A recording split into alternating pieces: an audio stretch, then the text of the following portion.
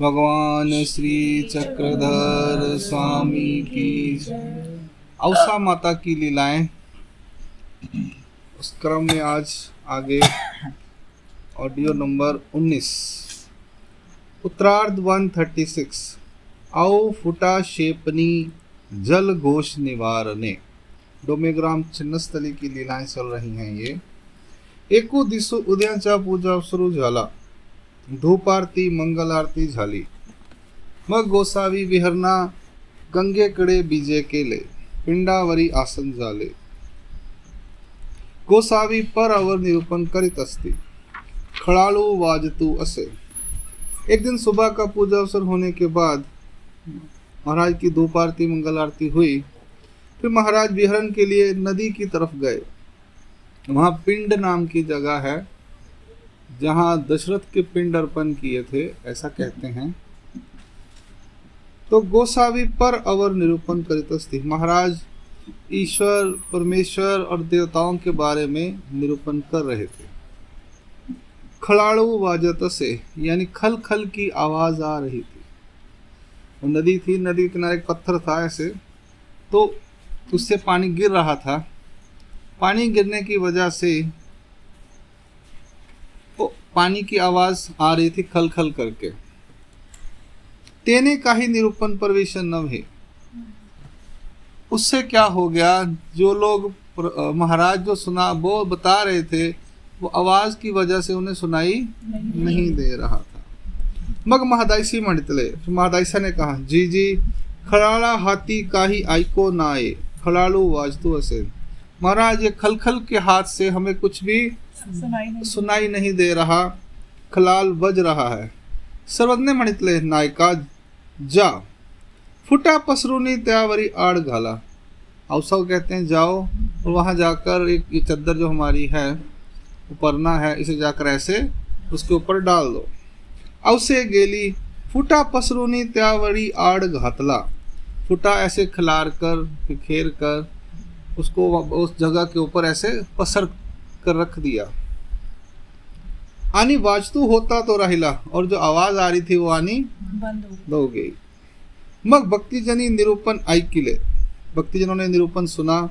आणि त्या अवग्यासी आश्चर्य झाले, और उन सबको आश्चर्य हुआ। महादायसी म्हणितले, हे कायजी फुटा एवता येची ना।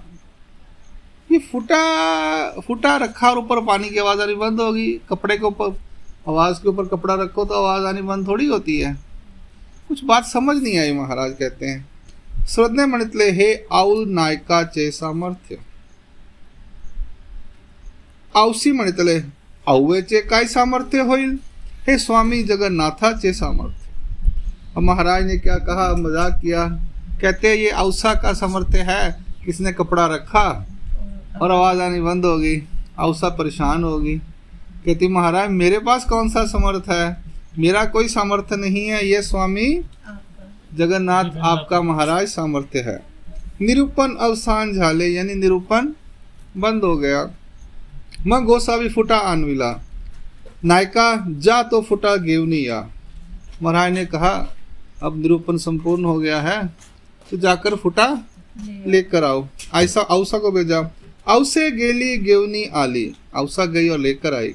आणि खड़ाल मागोता वाजो लागला, तो खल खल की आवाज दोबारा से आने लगी। मग गोसावी गुम्फे सी विजय के ले, फिर महाराज वापिस अपने गुफा में चले गए। इस लीला में वो पर अवर का निरूपण चल रहा था, तो वो आवाज नदी के किनारे बैठे होने की वजह से पानी की आवाज से निरूपण भक्तों को सुनाई नहीं दे रहा था। तो महाराज ने अपने विज्ञान के सामर्थ्य से उस आवाज को रोक दिया, लेकिन उसके लिए उन्होंने प्रैक्टिकली कपड़ा डलवाया। वैसे भी कर सकते थे, लेकिन ऐसा नहीं। वो जल की देवता होगी या क्या होगा कि कपड़ा डालने से उसको बंद हो गया। ऐसा कुछ भी हो सकता है। आगे चलते हैं। लीला क्रमांक पूर्वक उत्तरार्ध 137। तथा पिंड प्रधानी शिष्यापने। अब इसमें महाराज ने उसको लेसन दिया है, टीचिंग दी है, उसकी जो गलती थी उसके बारे में। शिष्यापन मतलब उसको बताना। एकू दिसू गोसावियांसी उद्यांच्या पूजा सुरू झाला. गंगेकडे बीजे केले, पिंडावरी आसन झाले. तिये दिसी आषाढ़ी सोमवारी, आषाढ़ के महीने का सोमवार था. यानी एक दिन महाराज का सुबह का पूजा अवसर हुआ. गंगा की तरफ महाराज गए. पिंड जगह नाम की जो जगह थी, जो पीछे भी आया, वहाँ पर महाराज का आसन हुआ. उस दिन आषाढ़ी का सोमवार था. महापर्वनी, महापर्व था. रामे दशरथाचे पिंड पाड़ीले ते तीर्थ लोकी श्रेष्ठ.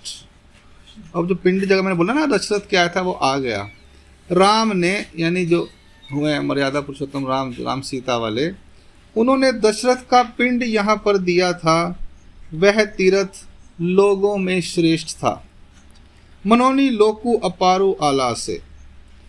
अब वो लोग वहाँ पर, जैसे हमारे वहाँ पे कुरुक्षेत्र में होता है तो लोग नहाते हैं ना सोमवार को. आषाढ़ी के सोमवार होते हैं या बुधवार होते हैं, तो 5 सोमवार ऐसे कुछ होता है देवताओं में. तो वहाँ पर आए. मनोनी लोकु अपारु आला से अवसे प्रति गेली. तब कोणी आंगुले करताती, कोणी होमस्तर्पणे करिताती, कोणी तिल तर्पणे करिताती, कोणी पिंड प्रदाने करिताती. ते अवसी देखिले आणि भरले. और वहाँ पे पर्व चल रहा है, नदी के किनारे पर लोग आ रहे हैं. सोमवार का दिन है, उस दिन तो महापर्व है. तो राम ने जहाँ पर दशरथ के पिंड दिए, वहाँ पर लोग क्या कर रहे हैं, कोई नहा रहा है, कोई होम तर्पण कर रहा है, यानी अग्नि में तर्पण कर रहा है, कोई तिल तर्पण कर रहा है, कोई पिंड प्रदान कर रहा है. वो अवसा ने देखा आणि भरले. लेंकी ही मींची, लेंकू ही मींची, बापड़ी पित्रे लुलाते अस्ति. उसने कहा, माँ बाप की बेटी भी मैं ही हूँ और बेटा भी मैं हूँ. मेरे जो पित्र हैं वो बेचारे भूख के लिए, पितृ अर्पण के लिए तरस रहे होंगे. मग एका ब्राह्मणा पासी गेली, और एक ब्राह्मण के पास गई. हारे पिंडू पाड़ी सी रे. कहती है, पिंड का जो कार्य है वो करेगा क्या. तेने मणितले, हो आई करूँगा. मग अवसी कनिकी आनिली. गोसावी बहिर्वासु दिदला होतो तो त्या ब्राह्मणासी दिदला. अवसा कही और गुफा में कनक ले आई. अब उनको कपड़ा भी देना पड़ेगा. कनक दी उसने, क्योंकि वो पिंड बनाने होते ना आटे के. अब कपड़ा भी चाहिए. महाराज ने उसे एक धोती दी थी, वो उठा के ले आई और ब्राह्मण को दे दी दक्षिणा में. मग तया करवी पिंड पाड़वीते अस्ति. फिर उससे जो पिंड प्रदान करने की क्रिया है वो करवा रही थी. आपन नावे सांगते अस्ति. और खुद ही वो जो अपने पितरों के नाम बता रही थी, इसके प्रति अर्पण, इसके प्रति अर्पण, इसके. तब बट्टी देखी ले. फोटोबाजी ने देख लिया. जवली गेले, नजदीक गए. मग अवसी मणितले. फिर अवसा ने कहा, आरे बा नागद्या, बापड़यासी कोनी नाही. अरे नागदेव, वो बेचारे मेरे जो पित्र हैं, पूर्वज हैं, उनका कोई नहीं है. मैं ही बेटी हूँ, मैं ही बेटा हूँ. चक्कर स्वामी पुड़े ना सांग, ना सांग. चक्कर स्वामी के आगे बताना मत. तू शिकायती टट्टू है, तू सब शिकायतें लगाता, रिपोर्टर है. चक्कर स्वामी पुड़े ना सांग, उनको नहीं बताना. मग बट गोसाविया पासी लव करी सांगा हुआ हाले. वो जल्दी जल्दी महाराज को बताने आए. जी जी देख ले कि ये अवे चेक करन. महाराज आपने देखा ये अवसा का काम. गोसावी जो दिदला बहिर्वासु, तो एका ब्राह्मणासी दिदला. कनिकी आनिली असे, तया करवी पिंड प्रदान करवी तसे, आपन नावे सांगत असे. महाराज देखा आपने, जो आपने बहिर्वास दिया था वो एक ब्राह्मण को दे दिया. कनिक लेकर आई है अंदर से, उससे पिंड प्रदान करवा रही है और खुद उन पितरों के नाम बता रही है. सर्वज्ञ मणितले.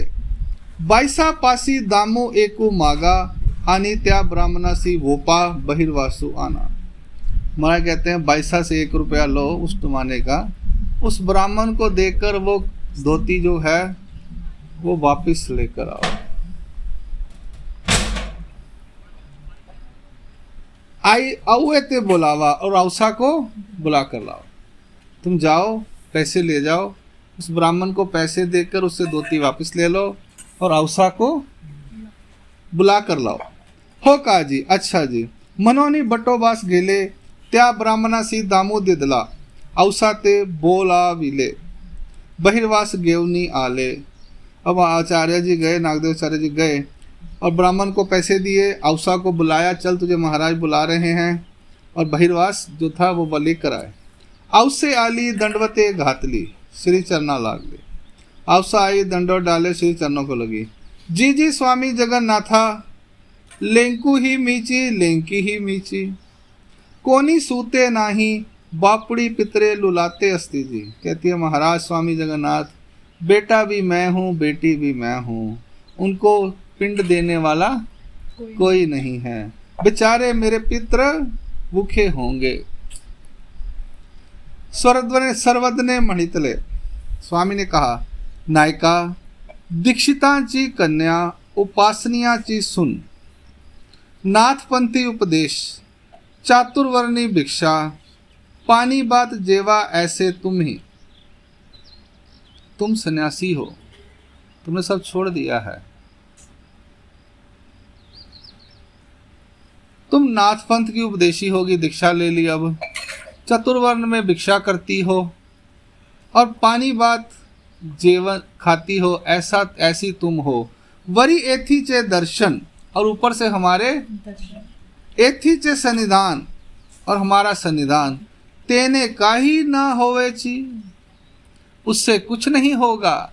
माँ एने होइल, और जो तू कर रही है इससे उनका कुछ हो जाएगा भला, और हमारे सन्निधान में है, इससे कोई भला नहीं होगा उनका। करावे ऐसे जे काहि उपजले, ते एथे ची कीजे की। ये लाइन बड़ी ध्यान से सुनना। करावे ऐसे जे काहि उपजले, ते एथे ची कीजे की। तुम्हारे को कुछ करने का मन हो रहा है तो हमारे प्रति करो, एथे ची कीजे की।